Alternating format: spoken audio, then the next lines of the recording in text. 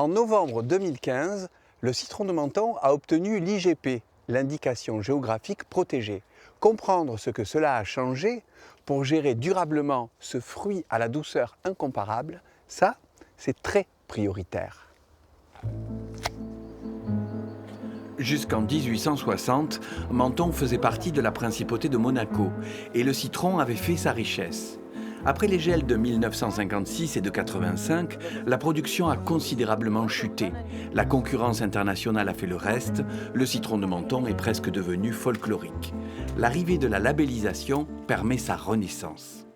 On les a plantés avec mon père et mon frère, tous les trois. Surtout ici, dans tout ce coin, là, tous ces arbres, on les a plantés il y a 70 ans. Quel âge avais-tu? À peu près. Oh, j'avais une douzaine d'années. Viviane et Jean-Claude sont retraités et ont fait rentrer leur jardin de Roquebrune-Cap-Martin dans l'IGP. Chocolat? Annie est cotisante solidaire. Elle cultive pleinement sa propriété familiale en zone agricole depuis sa retraite pour vendre sa production au marché de Menton. La main-d'œuvre en t'embauche, hein. Robert est agriculteur bio, installé route de Castellar. Il diffuse sa production au marché de Monaco. C'est une des dernières récoltes alors que vous faites? On peut dire oui, c'est la dernière ou avant-dernière. Nous sommes ici à Les Attitudes Menton, qui est la station historique de conditionnement pour le citron de Menton. Il faut savoir qu'une IGP, ça fonctionne selon un triptyque bien particulier. Une station de conditionnement, un producteur et un organisme de défense et de gestion que je représente. Ces citrons qui sont récoltés vont passer dans une calibreuse.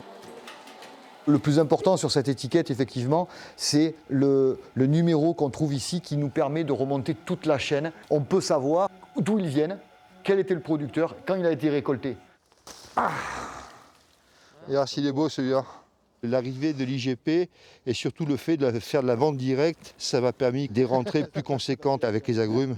Le maraîchage, c'est une solution temporaire pour le temps que les arbres poussent. On est déjà à 160 arbres et j'aimerais arriver autour de 300 arbres. Le citron représente grosso modo 20% du chiffre d'affaires. À terme, dans les 10 ans, on espère que le citron représente les 100%.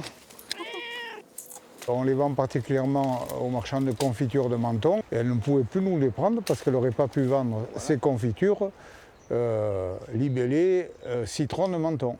Ah, le citron a doublé de prix. On les vend le double que ce qu'on les vendait au départ.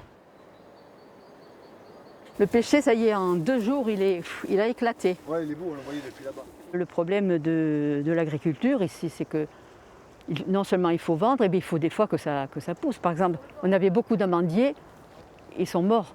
Quand j'achète un arbre, je voudrais qu'au bout de 6 mois, il y ait des fruits. Je me suis mis à faire les bananes, donc des bananiers qui donnent...